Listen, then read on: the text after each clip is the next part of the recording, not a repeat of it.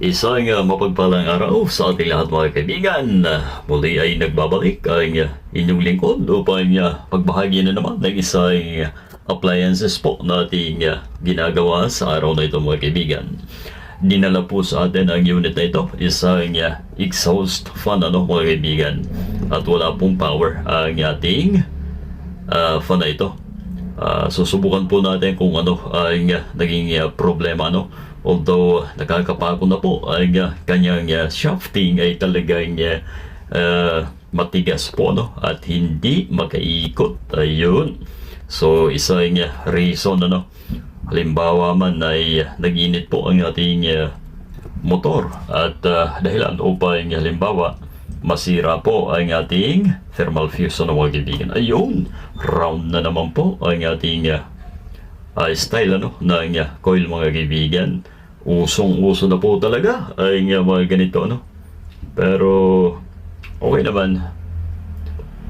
Makinis pa naman po ang mga windings mga kaibigan. Ito ang problema natin. Mamaya ay babalikan po natin pagkatapos nating ma-check ang ating thermal fuse mga kaibigan. Mahirap po, hindi siya magkaikot. Ayan, pupukin lamang po natin ng dahan-dahan ang ating housing na kabaka upang makita po natin ang hinahanap natin. Ayan. So yan na po, nabaklas na po ng mga kabalita. Ayun. Pero ang tansya po natin ay buo pa. Ang fuse po nito mga kaibigan, malinis. Siyempre, dadaan po natin yan doon sa pag-test, continuity, mga kaibigan. Ba't ko nga pala pinutol agad? Mabilis namang ibalik yan, mga kaibigan. Hindi problema yan, hinangan na lang po natin.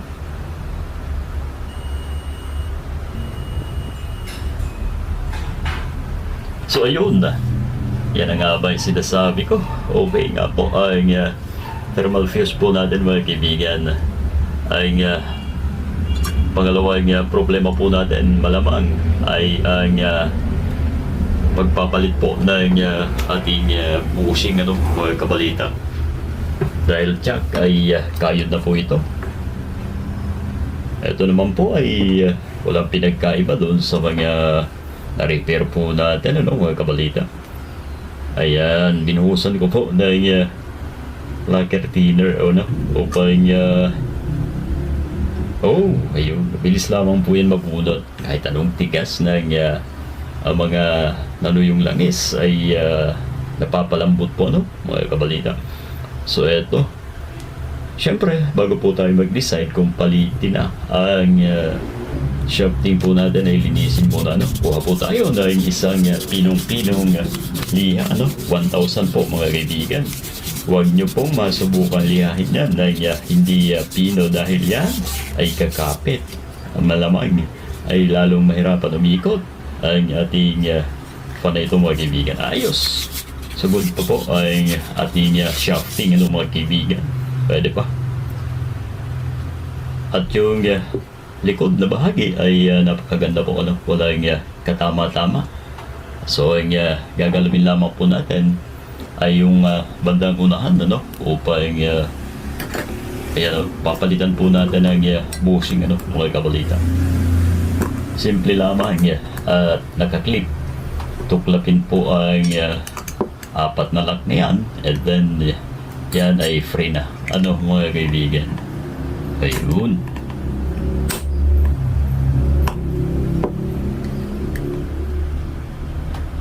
Muli po ay nais po nating i-shoutout ang ating basipag na co-tech.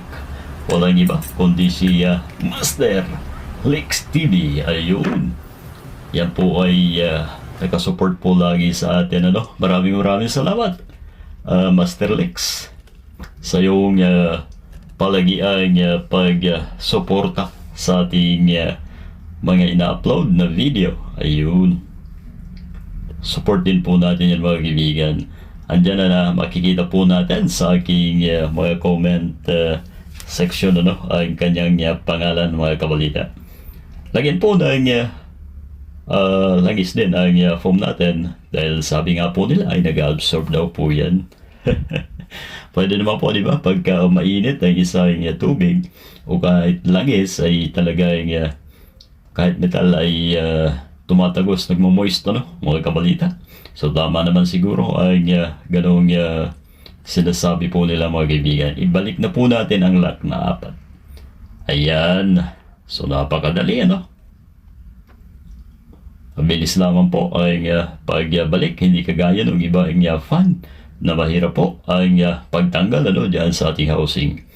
Lagyan din po ng langis bago po natin ipasok, ano, dyan sa ating bushing. Kasi kung maglalagay po tayo na naipasok na iba, kanyan lang po sa bukana ang malagyan, ano. Okay. So madulas na po mga kabalita ang ating pag-iikot. Alright, ibalik na natin ang kabaak. And then, syempre, ang kasunod ay i-test ang ating ginagawang ito mga kaibigan. Pagkabago po kayo ay ugaliin nyo po, ano, nalagyan po ng marking ang bawat gilid. Kasi minsan sa pagmamadali ay lalong nahihirapan maghanap ng dating posisyon na ng mga kaibigan. Ayun, okay na po. Mag-screw na lamang po tayo mga kabalita. Talagang palagay ko naman ay aandar na po ang ating ginagawa ito.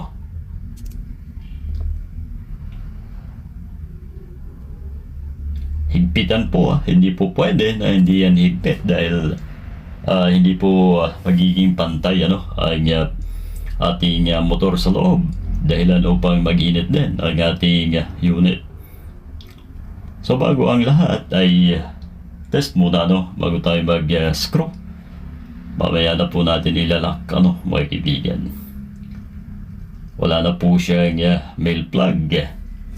Kaya naman idugtong na po natin ang ating cordon, ano. At lagyan ng anumang balot, syempre, upang hindi mag-short ang ating negative at ang positive, na mga kaibigan. Yun. So here we go. Test po natin mga kabalita. Ayun. So umiikot na. Walang kaingay-ingay, no, mga kaibigan. Time na para ilak ang ating exhaust fan na ito mga kaibigan.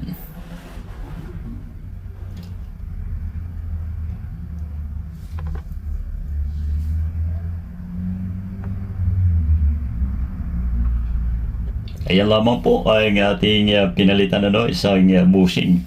Dahil napakaganda pa po ng hulihang bahagi ng ating unit na ito mga kabalita. At yan na final, ano, ang ating test na ito. Here we go again. Ayun, away na po mga kaibigan. Simple lamang, di ba? Thank you so much po sa panonood ninyo.